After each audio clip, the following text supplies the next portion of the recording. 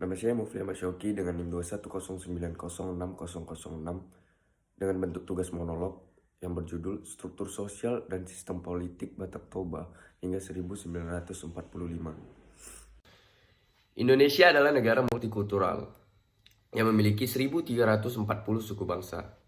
Dan dari data ini, Indonesia memiliki keanekaragaman suku bangsa yang melahirkan keberagaman kearifan lokal yang terdiri dari budaya dan arsitektur pemukiman di dalamnya. Unsur pembentuk masyarakat dapat berupa manusia atau individu yang ada sebagai anggota masyarakat, tempat tinggal, atau suatu lingkungan kawasan yang menjadi tempat masyarakat itu berada, dan juga kebudayaan, serta nilai dan norma yang mengatur kehidupan bersama tersebut.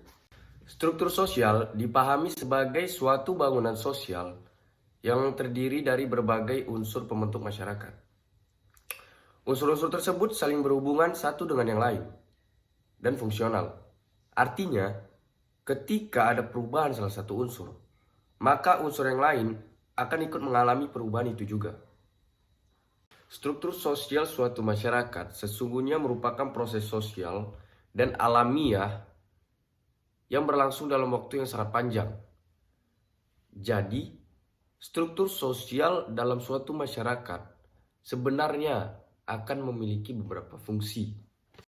Struktur sosial merupakan instrumen masyarakat yang menyelenggarakan tata kehidupan secara menyeluruh dalam berbagai aspek kehidupan. Struktur sosial memiliki karakteristik yang khas yang dimiliki suatu masyarakat, sehingga dapat memberikan warna yang berbeda dari masyarakat lainnya. Struktur sosial berfungsi sebagai rantai sistem dalam penyelenggaraan setiap aspek kehidupan, sehingga menjadi teratur dan harmonis. Batak Toba adalah salah satu suku yang berada di daerah Sumatera Utara, dan menjadi salah satu suku yang memegang kental adatnya sampai sekarang. Dahulu pun kerajaan Batak Toba ada dan berpusat di daerah Danau Toba, dan peninggalannya sekarang bisa kita lihat di daerah Samosir. Terdapat peninggalan-peninggalan kerajaan Batak dahulu, dan budaya-budayanya yang masih terjaga hingga sekarang, dari baju, rumah adat, dan lainnya.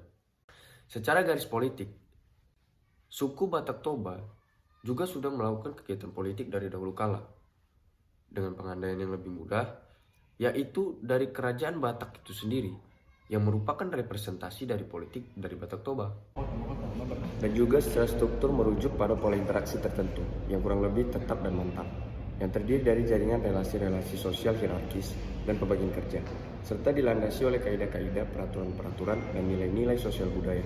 Setiap manusia terkait dengan struktur masyarakat di mana ia menjadi anggotanya. Artinya, setiap orang termasuk ke dalam satu atau lebih kelompok, kebudayaan, lembaga sosial, pelapisan sosial, kekuasaan, dan wewenang yang terdapat di dalam masyarakat. Hal ini terjadi karena manusia mempunyai keragaman kebutuhan yang terdiri dari kebutuhan ekonomi, politik, hukum, sosial, dan lain-lain. Serta pemenuhan kebutuhan-kebutuhan itu pun juga beragam.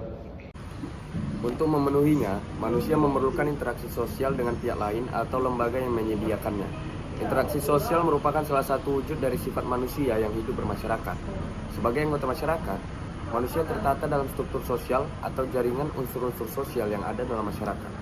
Unsur-unsur itu mencakup kelompok sosial, kebudayaan, lembaga sosial, pelapisan sosial, kekuasaan, dan wewenang. Kemudian unsur-unsur tadi berhubungan dengan berbagai segi kehidupan seperti ekonomi politik, hukum, sosial, dan lain-lain, serta saling mempengaruhi. Misalnya, segi ekonomi selalu berhubungan dengan politik, segi politik selalu berhubungan dengan hukum, dan seterusnya. Demikian juga dalam suku Batak Toba, di mana memang atas dasar kebutuhan akan kehidupan dan lainnya juga, politik merupakan salah satu bentuk dari struktur itu sendiri. Secara pemaknaan sempitnya, politik dapat digunakan sebagai bentuk agar didapatkannya ketentraman dan keamanan, serta kemajuan dalam suku Batak Toba itu sendiri. Dengan dipilihnya salah seorang untuk menjadi pemimpin, dan lainnya membantu pemimpin tersebut. Indonesia juga yang pada saat itu masih bernama Nusantara, masih dijajah oleh bangsa Belanda, dan juga Belanda menanamkan pengaruhnya di Nusantara tak terlepas dari wilayah Sumatera. Oleh karena itu, politik juga merupakan salah satu cara agar menjaga struktur sosial yang ada pada kalangan masyarakat Batak Toba. Namun, konsep politik yang digunakan adalah politik yang berupa perlawanan kepada bangsa Belanda karena telah menjajah bumi Batak dan membuat suatu perkumpulan organisasi di mana merupakan perkumpulan dari masyarakat Batak Toba itu sendiri. Pada periode pasca 1900-an, dibentuklah Jong Batak Bon sebagai bentuk persatuan politik masyarakat Batak yang pada saat itu merasa harus melawan Belanda. Dan banyak juga tokoh-tokoh dari Jong Batak Bon yang kemudian bersatu dengan kawan-kawan dari Jong lain untuk melawan Belanda. Dan oleh karena itu juga disebut namanya pada 1928 itu sebagai Sumpah Pemuda, sebagai jalan pembuka kepada persatuan rakyat Indonesia. Di daerah Batak Toba juga bukan tanpa adanya perlawanan, di mana secara politik mereka masih mampu menjaga teritorial wilayahnya agar Belanda tidak terlalu menanamkan pengaruhnya dengan menggunakan lobi-lobi politik dengan memberikan kemudian dalam berdagang. Secara perjuangan masyarakat, Batak dibantu dengan kondisi geografis yang pada saat itu akses masih susah sehingga menyulitkan Belanda dan menguntungkan masyarakat Batak untuk menjaga tanah tercintanya. Dan juga pada dasarnya, struktur sosial memiliki 4 komponen atau 4 elemen dasar, yaitu status sosial, peranan, kelompok, dan institusi. Dalam proses interaksi sosial tersebut, muncul apa yang dinamakan sebuah penghargaan terhadap sesuatu hal. Penghargaan yang lebih tinggi terhadap sesuatu hal menyebabkan hal tersebut pada kedudukan yang lebih tinggi. Gejala tersebut menyebabkan timbulnya lapisan sosial dalam masyarakat yang merupakan pembedaan posisi seseorang atau suatu kelompok dalam kedudukan yang berbeda-beda secara vertikal. Hal ini pernah disampaikan oleh Peter Sorokin yang menyebutkan bahwa sistem lapisan dalam masyarakat merupakan ciri yang tetap dan umum dalam setiap masyarakat yang hidup teratur.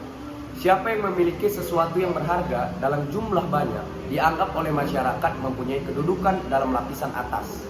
Selain pembedaan masyarakat secara hierarkis, kita juga mengenal pembedaan sosial yang sifatnya tidak hierarkis, yaitu pembedaan agama, ras, suku bangsa, dan jenis kelamin. Nah, pembedaan-pembedaan dalam masyarakat secara horizontal maupun vertikal merupakan bagian struktur sosial yang ada dalam masyarakat. Struktur sosial mempunyai beragam bentuk di dalam masyarakat. Bentuk-bentuk struktur sosial tersebut adalah pelapisan sosial, stratifikasi sosial, dan diferensiasi sosial. Hal inilah seperti yang saya sampaikan demikian di awal penjelasan saya mengenai konsep politik tradisional masa lalu bangsa Batak Toba. Dan perjuangan masyarakat Batak tidak berhenti hingga diproklamirkannya kemerdekaan Indonesia pada 1945 yang menandai akhir dan merupakan kenangan dari bangsa Batak Toba terhadap perjuangannya atas tanahnya dan kegiatan politik mereka pasca era kerajaan dulu. Itulah tadi sedikit penjelasan saya tentang struktur sosial dan sistem politik Batak Toba hingga 1945 dalam bentuk monolog. Assalamualaikum warahmatullahi wabarakatuh.